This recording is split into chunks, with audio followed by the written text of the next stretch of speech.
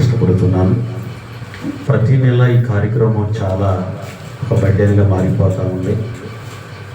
దేవుని పిల్లల కష్టంతోనే ప్రతి నెల జరుగుతూ ఉంది కార్యక్రమం. ఒకవేళ ఎవరైనా ఇటువంటి కార్యక్రమాలలో పాలు పొందాలి అనుకుంటే ఎవరైనా దీంట్లో పాలు పొందవచ్చు. ఎందుకంటే వాళ్ళే చేయాలి అనేది కాకుండా మనము కూడా మన చేతనంత వరకు మరి కార్యక్రమంలో పాలు పొందటానికి ప్రార్థించండి. ఒకవేళ దేవుడు మీ హృదయాలను ప్రేరేపిస్తే దీంట్లో పాలు పొందండి. ఎందుకంటే బైబిల్లో మంచి మాట ఉందండి, సహకారుల పేర్లు జీవగ్రంథములో రాయబడ్డాయి. ఇదొకటి చాలు క్రైస్తవ జీవితానికి వేసుకోగలిగిన పునాదులు. కనుక మనము అటువంటి పునాది మీద కట్టబడాలి అనేది ఆలోచన దేవుడిది. ఇప్పటివరకు మొదటి వర్తమానం మనం విన్నాము, హృదయము అనేది మనం విన్నాము. రెండోది కూడా మందసంలో దాగి ఉన్న రహస్యం. ఎన్నో విషయాలు మనం విన్నాం. కొత్త పద్ధతులు ఉన్నాయి, కొత్త అలవాట్లు ఉన్నాయి, కొత్త బోధలు ఉన్నాయి, కొత్త రకాల సంఘాలు ఉన్నాయి, ఎన్నో చెప్పుకోవచ్చు. కానీ ఒకనాడు యేసుక్రీస్తు వారు ఏదైతే చెప్పాడో అక్షరాల అదే బోధ ఇప్పుడు జరుగుతున్నాయి సంఘాలలో. కనుక సంఘాలకు వెళ్ళేటప్పుడు మనం గుడ్డిగా వెళ్ళకూడదు. ఒక హాస్పిటల్కి పోవాలి అంటే మనకున్న వ్యాధి కరెక్ట్గా హాస్పిటల్లో ట్రీట్మెంట్ జరిగిద్దా జరగదనేది ఆలోచించాలి, తెలుసుకోవాలి. అప్పుడే మనము మన రోగానికి నివారణ దొరికింది. ఇది ఎంతో వాస్తవమో. ఒక క్రైస్తవుడు ఏ సంఘానికి వెళ్ళాలి, ఏ సంఘం అంటే పరలోకానికి వెళతాము అన్నది వివేచన లేకపోతే చివరికి అనాలోచనతో అజ్ఞానంతో నరకానికి పోవడం తప్ప రెండోది ఉండదు. ఆయనకి స్తోత్రం కలుగును గాక. గట్టి చేద్దామా.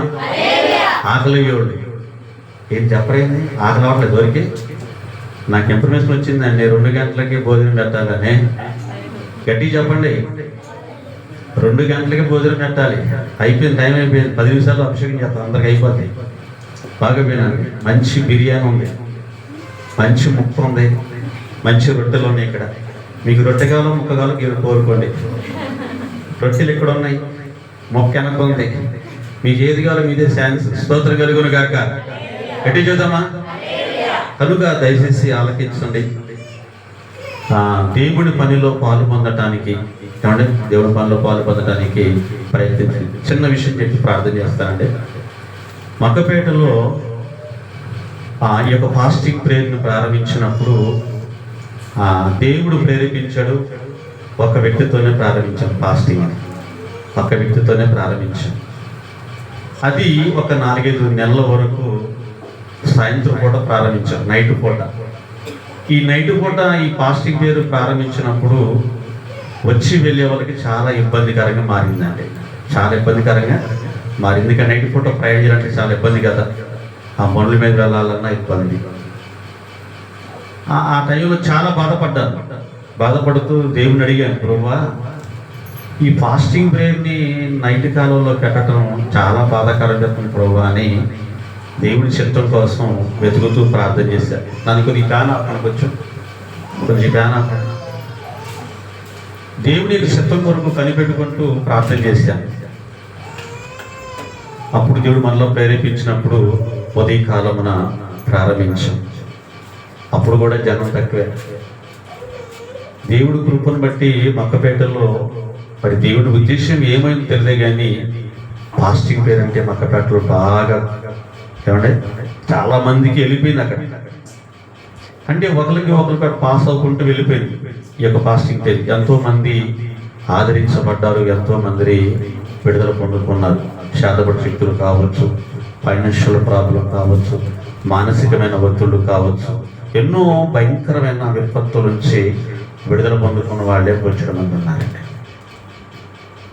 ఎందుకు నేను ఈ విషయం చెబుతున్నానంటే దేవుడు ఒక కార్యక్రమాన్ని చేపట్టమన్నప్పుడు చేపట్టాము మేము.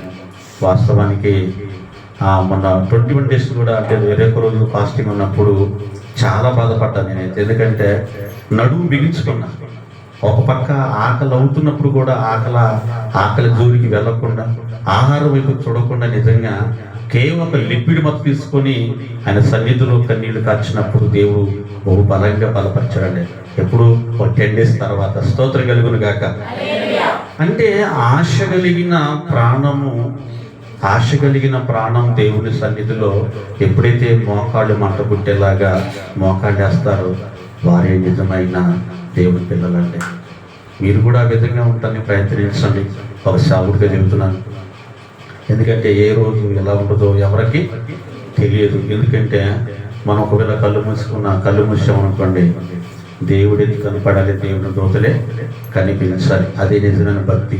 అంతేకాని ఏదో ఆకర్షణ కోసము, ఏదో డిస్కో లైట్ల కోసము, లేకపోతే ఏదో కొత్త పద్ధతుల కోసము వెళ్ళి ఒకవేళ దాంట్లో మనం పాలు పొందితే అక్షరాల నరకాన్ని మనం పరలోకానికి వెళ్ళం. ఒక్క విషయాన్ని బైబిల్ గ్రంథంలో మీకు కోడ్ చేసి నేను ప్రార్థన చేస్తాను. చూడండి, కీర్తన గ్రంథము 13వ కీర్తన. త్వరగా తీయండి, త్వరగా చదువుకున్నాం, త్వరగా ముగించుకున్నాం. కీర్తన గ్రంథము 13వ కీర్తన, మొదటి వచనం.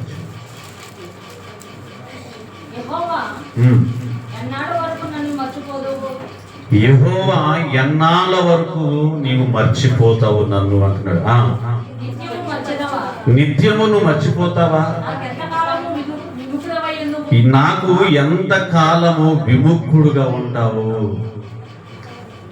ఈ నిజంగా ఈ మాట మనం కొద్దిగా ఆలోచన చేస్తే చాలా బాధాకరమైన విషయం అండి. ఇక్కడ ఏమంటాడంటే, యెహోవా ఎన్నాళ్ళ వరకు నన్ను మర్చిపోతావు. ఒక ఇద్దరు మనుషుల మధ్య స్నేహం చేస్తున్నప్పుడు ఒకవేళ ఎవరికైనా తేడా వచ్చింది అనుకోండి, అరమాకు విధంగా ఎన్నాళ్ళ వరకు మనం వదిలిపెడతామని దేవుడు మాట్లాడుతున్నప్పుడు ఒక విషయం మనం జ్ఞాపకం చేసుకున్నాం. ఇద్దరు వ్యక్తుల మధ్య స్నేహం కొనసాగుతున్నప్పుడు ఒకవేళ ఒకరిలో ఏదన్నా ఫాల్ట్ కనపడినప్పుడు వెంటనే విడిపోవటానికి ప్రయత్నం చేస్తారు. ఈరోజు అదే జరుగుతుంది. నేను ఎప్పుడు కూడా ఒకవేళ ఇద్దరు ఫ్రెండ్స్ కానివ్వండి, ఇద్దరు భార్య భర్తలు కానివ్వండి, లేదా తండ్రి కొడుకులు కానివ్వండి, తల్లి కూతురు కానివ్వండి, ఇలా మనం ఎన్ని రకాలుగా మనం ఆలోచన చేసినా ఎన్నో రకాల విషయాలు మనకు కనబడతా ఉంటాయి. ఆఫ్టర్ ఆల్ మనిషే ఒక మనిషిని వదిలిపెట్టి వెళ్ళిపోతున్నాడు. ఎందుకు చెప్పనా? కళ్ళ ముందు కనబడుతున్న వాళ్ళే మనకు అర్థం కానప్పుడు, అలాంటప్పుడు మనకు స్నేహం ఎందుకు, వివాహాలు ఎందుకు మనకు? ఎందుకంటే పబ్లిక్ మాట్లాడుతుంటా బహిరంగంగా చెప్పినప్పుడు చాలా చోట్ల అడిగారు, నువ్వు బహిరంగంగా మాట్లాడుతుంటావు వివాహం గురించి, ఏంటి నీ ధైర్యం అన్నారు. నా ధైర్యం నాకు ఉందంట. ఇదే సబ్జెక్ట్ విషయంలో వైరల్ మాట్లాడాను నేను బహిరంగంగా. ఒకళ్ళ సమాధానం చెప్పలేదు. 80 ఏళ్ళు ముసలోడిని నిలబెట్టి అడిగాను, వివాహం ఎందుకు తీసుకోవాలి చెప్పండి అన్న.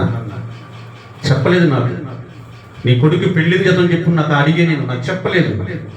కారణం చెప్తున్నా, ఇప్పుడు కూడా ప్రపంచంలో ఎవరికి తెలియదు పెళ్ళి ఎందుకు చేసుకోవాలో కూడా. తెలుసండి,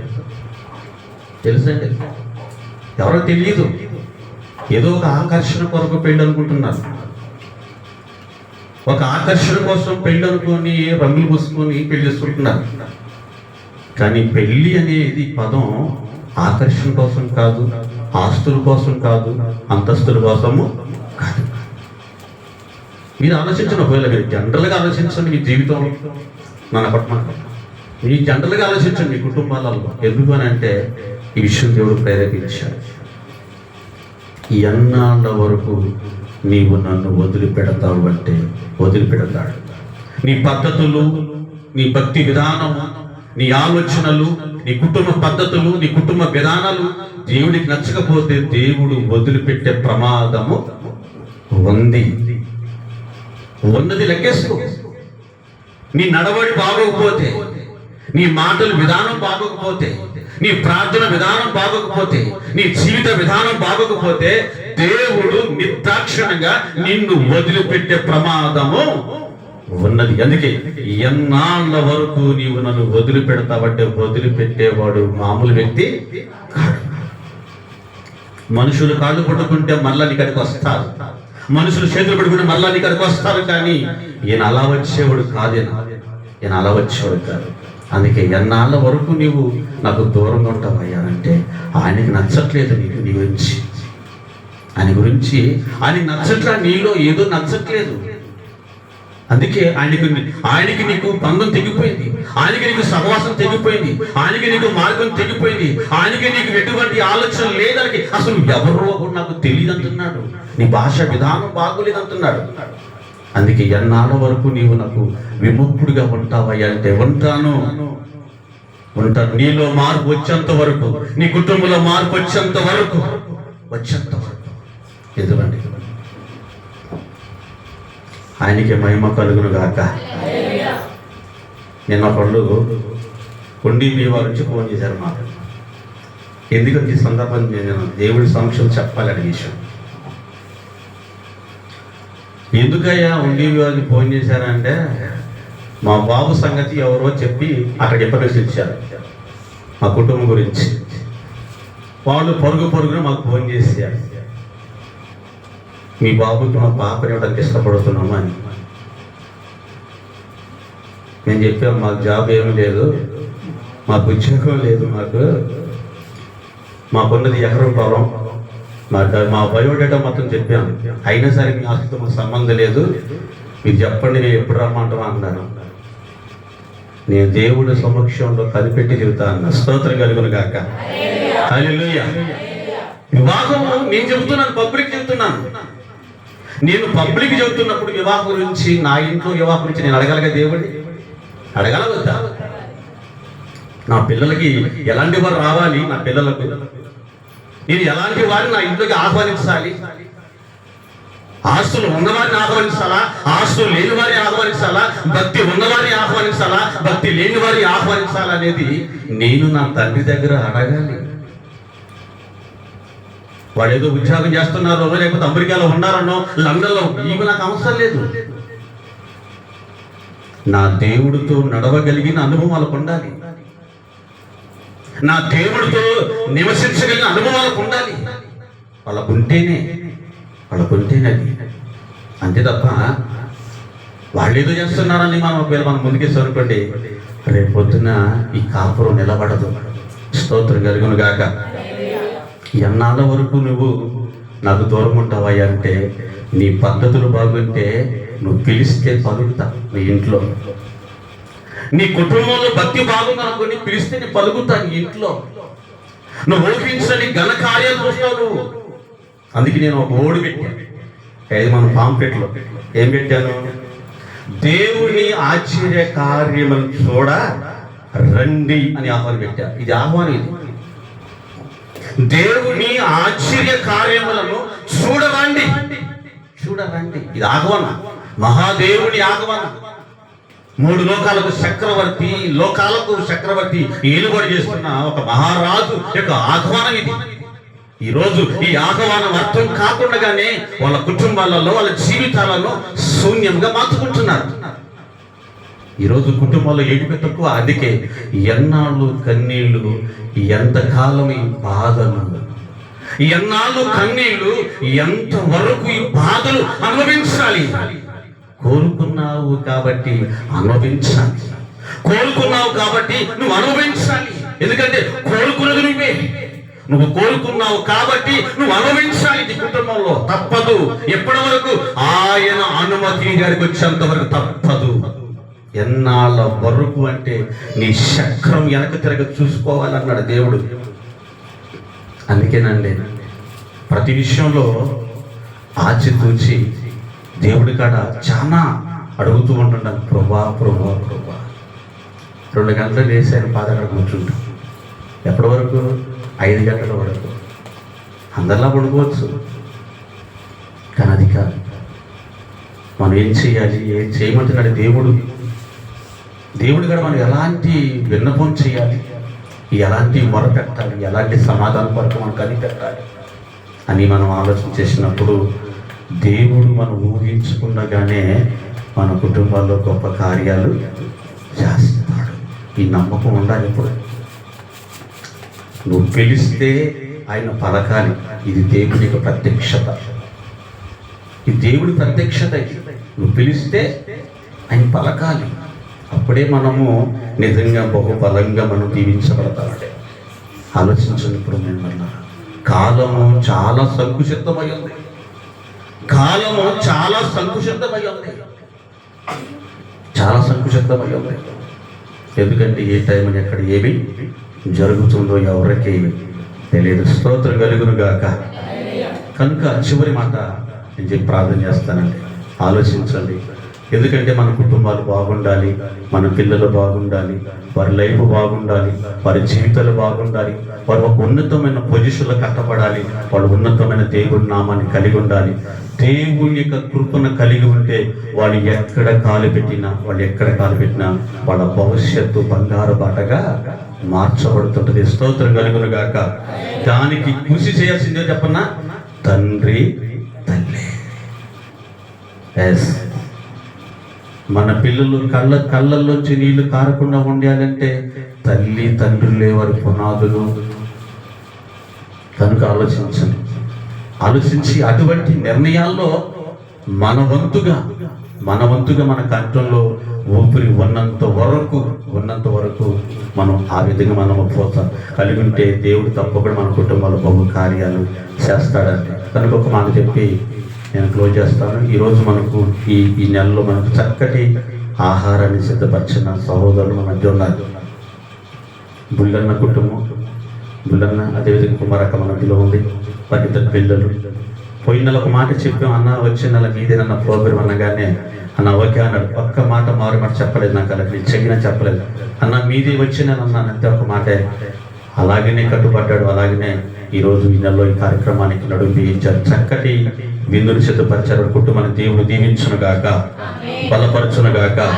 వారికి కూడా ఎన్నో ఫైనాన్షియల్ ప్రాబ్లం ఉన్నాయండి. అయినప్పటికీ కూడా ఆ ఫైనాన్షియల్ ప్రాబ్లం లెక్క చేయకుండా, వాడి గురించి ఆలోచించకుండా వాళ్ళు నడుము బిగించి నిజంగానే వాళ్ళ కష్టాన్ని హెచ్చించి ఈ యొక్క కార్యక్రమంలో మా వంతు మేము చెయ్యాలి అని ఆ సహకారుల పేరులలో మా జాబితా ఉండాలి, ఆ జాబితాలో మా పేరు ఉండాలని నిజంగా ఎంతగానో ప్రార్థన పూర్వకంగా సిద్ధపడ మనసు పూర్తిగా నేను ఒక సేవకుడుగా నిండు హృదయముతో నా దేవుని పాదపడుకొని వారి కుటుంబం దేవుని నామములో దీవించబడును గాక, అభివృద్ధి చెందును గాక, బలం పొందును గాక.